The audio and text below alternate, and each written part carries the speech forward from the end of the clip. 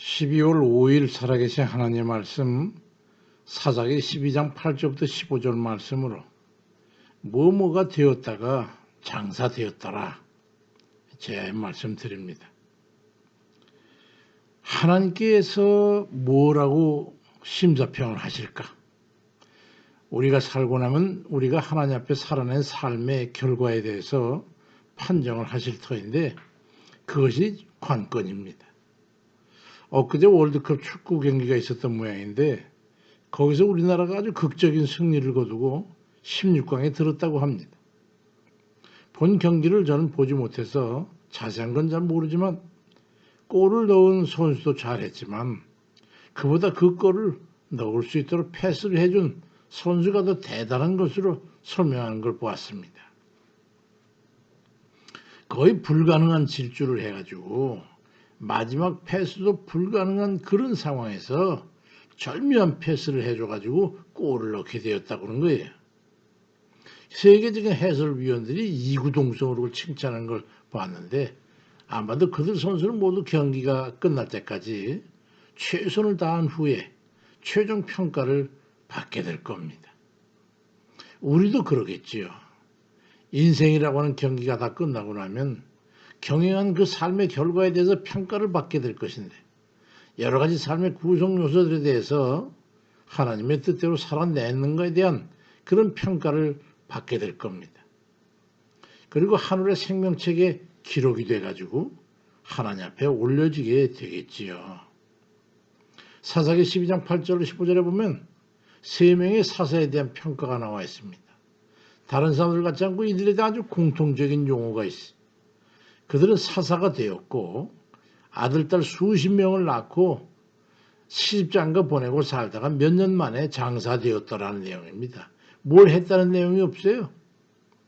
아니 하나님의 역사 가운데 중요한 사명을 띠고 살아가는 사사들이 그들의 이름과 사사가 된 것과 그리고 수십 명의 아들, 딸 낳은 것과 그들을 시집장가에 보낸 것과 그리고 연명하다가 죽어 장사된 것 말고는 그러니까 무엇을 어떻게 행하며 하나님 뜻대로 살아왔는지에 대한 기록이 없다니요.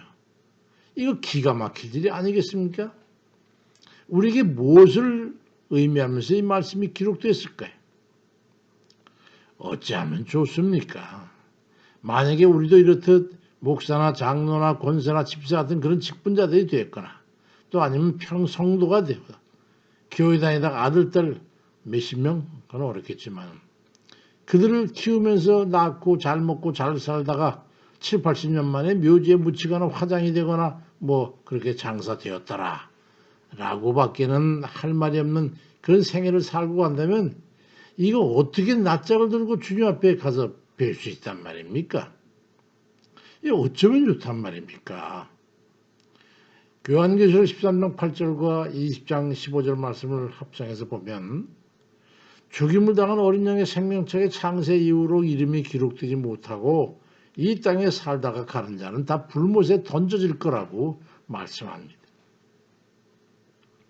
근데 이 사도 바울이 빌립보 4장 3절에서 또 참으로 나의 멍에를 같이 한 네게 구하노니 복음에 나와 함께 힘쓰던 저 여인들을 돕고 또한 글레멘드와 그 외의 나의 동역자들을 도우라. 그 이름들이 생명책에 기록되어 있느니라 말씀합니다. 복음을 위해서 그리고 주를 위해서 주께서 기뻐하실 만한 일을 행한 생명책에 기록된 이들에 대해서 말씀한 거예요. 이래서 무엇을 어떻게 하고 살아야 하는지가 중요한 겁니다. 사도 바울이 그에 합당한 표현을 했죠. 아들 같은 디모데에게 디모데후 4장 5절 8절에 너는 모든 일에 신중하여 고난을 받으며 전도자의 일을 하며 네 직무를 다하라. 나는 선한 싸움을 싸고 나의 달려갈 길을 다 마치고 믿음을 지켰으니 이제후로는 나를 위해 의의 멸류관 예비되었으므로 주가 의로우신 재판장이 그날에 내게 주실 것이며 내게 만하니라 주의 나타남을 사모하는 모든 자에게도 그리하리라고 말씀합니다. 아니 우리가 사는 삶이 아들, 딸 낳고 먹고 산 중차에 대한 물론 운명적인 그런 삶을 살면서 자식들 잘 키워서 시집장가 보내고 살다가 있었던 듯 없었던 듯 가면 되는 거 아닌가 하는 그런 생각을 한다면 그럴 수는 없는 것이지요.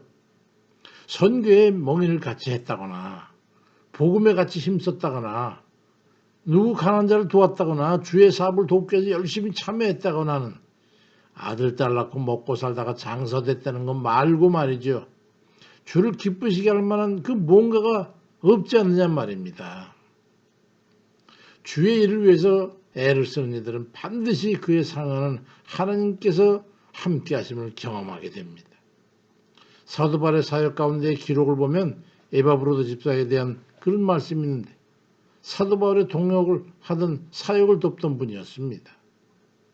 빌립보 2장 25절 이하에 에바브로도들을 너에게 보내는 것이 필요한 줄로 생각하노니 그런 나의 형제와 함께 수고하고 함께 군사된 자여 너희 사자로 내게 쓸 것을 돕는 자라.